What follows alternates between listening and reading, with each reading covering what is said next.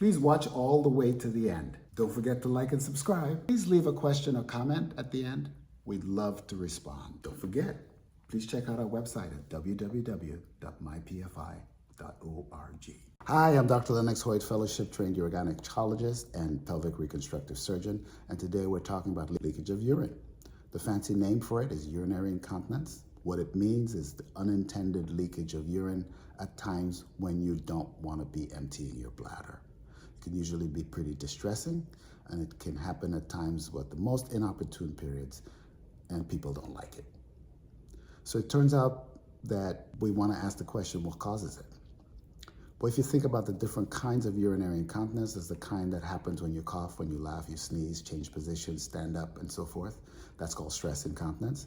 The big risk factor for that is childbirth. Vaginal childbirth will carry increased risk for urinary incontinence at some point in the game after the baby is born. Many women in the immediate post-delivery period will have a temporary version of the urinary incontinence, which will resolve as the vaginal tissues repair themselves after the delivery. For some women, that problem will persist.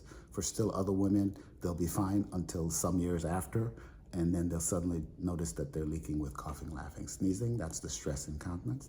The other way to have urinary incontinence or urinary leakage is urge-related urinary incontinence. So you feel a strong urge to urinate, and on your way to the bathroom, you feel like, oh, I'm leaking before I can even get there and get my underwear down.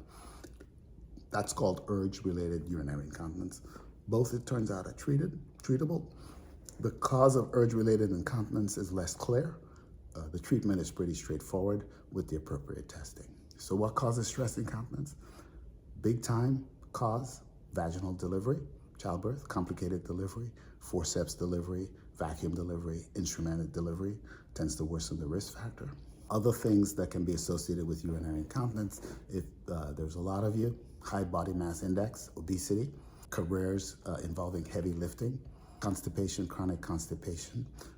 Some people believe that smoking may be a risk factor, not as clear, but it doesn't help the situation because smoking can actually degenerate the collagen tissues that can help support the bladder and hold things together. Believe it or not, parachute jumping. So the rare woman that jumps out of airplanes and lands on the ground with parachute support will also be at risk for urinary incontinence. Chronic wheezing from COPD or asthma, for example, can also increase your risk of urinary incontinence. But believe it or not, the major risk factor, vaginal childbirth. Second, obesity, chronic straining, and so forth, also add to the mix. Causes of urinary incontinence are varied. For the urgency and urge incontinence component, many of those causes are not very well known or understood. For stress incontinence, many of us believe that the big component of the cause of stress urinary incontinence is actually vaginal childbirth. Other causes of incontinence or risk factors for incontinence include a lifetime of heavy lifting. Women that have chronic obstructive pulmonary disease or asthma that are constantly wheezing can actually put inappropriate stresses on the pelvic floor that can also lead to urinary incontinence. Don't forget to like and subscribe. Please leave a comment or question. We'd love to respond. Don't forget, check out our website at www.mypfi.org.